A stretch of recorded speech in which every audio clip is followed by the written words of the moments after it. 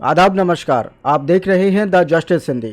रमजान के मुकद्दस महीने के आखिरी जुमे यानी जुमातुल विदा के मौके पर बरेली समेत देश पूरी तरह इबादत और रूहानियत के माहौल में डूबा नजर आया। बरेली शहर की मस्जिदों, दरगाहों, खानकाहों में हजारों रोजदारों ने नमाज अदा कर मुल्क में अमन व अमान, तरक्की और भाईचारे के लिए दुआएं मांगी। पुलिस प्रशासन के मुताबिक पूरे बरेली जिले में करीब 1383 मस्जिदों में अलविदा जुमा की नमाज अदा की गई। अलग अलग मस्जिदों में नमाज का वक्त दोपहर 12:45 से शाम 4 बजे तक रखा गया ताकि भीड़ को बेहतर तरीके से मैनेज किया जा सके।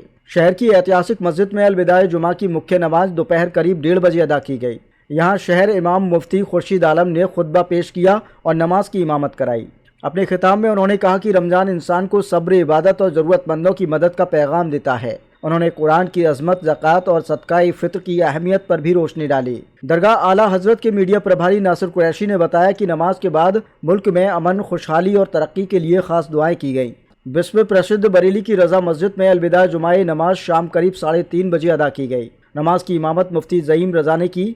इस मौके पर दरगाह प्रमुख मौलाना सुबहान रजा खां सुबहानी मियाँ और सज्जादा नशीन मुफ्ती अहसन रजा खां कादरी समेत आला हजरत खानदान के कई लोग मौजूद रहे। मुफ्ती अहसन मियाँ ने कहा कि जुमातुल विदा में कोई अलग नमाज नहीं होती, बल्कि आम जुमे की तरह 2 रकात फ़र्ज अदा की जाती है। उन्होंने लोगों से अपील की कि ज़कात और सदका जल्द अदा करें ताकि ज़रूरतमंद लोग भी ईद की खुशियों में शामिल हो सकें। शहर की कई अहम दरगाहों और मस्जिदों जैसे दरगाह शाह शराफत अली मियाँ, दरगाह शाहदाना वली, खानकाए नियाजिया और मस्जिद नौमेला में भी तय वक्त पर नमाज अदा की गई। इसके अलावा मोती मस्जिद, नूरानी मस्जिद, सुनहरी मस्जिद, शह मीनार मस्जिद, बीवीजी मस्जिद और हबीबिया मस्जिद समेत शहर के सैकड़ों मस्जिदों में नमाजियों की बड़ी तादाद देखने को मिली। अलविदा जुमा के मौके पर कई रोजदारों की आंखें नम दिखाई दी। लोगों ने दुआ की कि अल्लाह अगले साल भी रमजान की बरकतों से नवाजे। मोती मस्जिद के हाफिज चांद खान ने कहा कि रमजान इंसान को रोज़ा, नमाज और नेकियों की राह सिखाता है। वहीं सिविल लाइन की नौमेला मस्जिद के इमाम मुफ्ती अब्दुल बाकी ने कहा कि यह महीना रहमत, मगफिरत और नजात का महीना है और मुसलमानों को साल भर इबादत जारी रखनी चाहिए। इस मौके पर समाज सेवी पंबी खां बारसी ने नमाजियों का इत्र लगाकर इस्तकबाल किया और लोगों से ज़रूरतमंदों की मदद करने और समाज में भाईचारा बनाए रखने की अपील की। जिले के वरिष्ठ पुलिस अधीक्षक अनुराग आर्य ने बताया कि त्यौहार को शांतिपूर्ण तरीके से संपन्न कराने के लिए पहले ही पीस कमेटी की बैठकों का आयोजन किया गया था।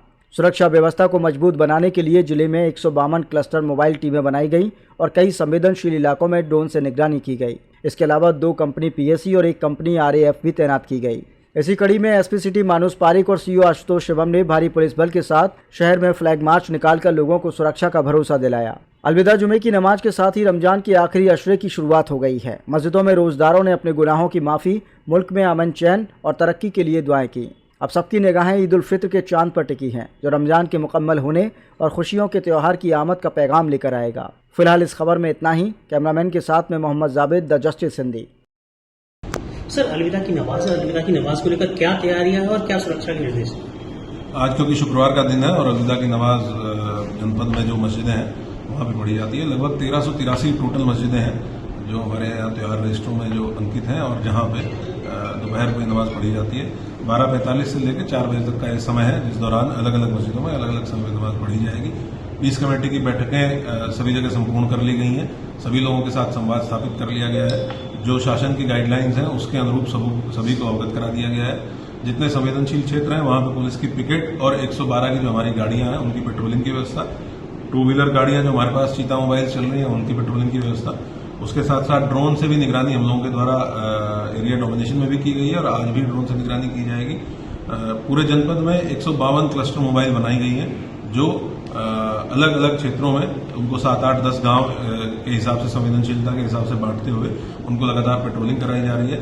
हमारे पास 2 कंपनी पीएससी और 1 कंपनी आरआरएफ मौजूद है, जिसको तीनों जोन्स में, सिटी, नॉर्थ, साउथ में एक कंपनी को लगाया गया है। पूरे जनपद में शांति व्यवस्था सामान्य है और सभी लोगों का अच्छा सहयोग है। हम लोग यही सभी से अपील करेंगे कि परंपरागत रूप से जिस तरीके से जो भी आयोजन होते हैं उनको करें। पुलिस और प्रशासन आपकी मदद के लिए सदैव तैयार है।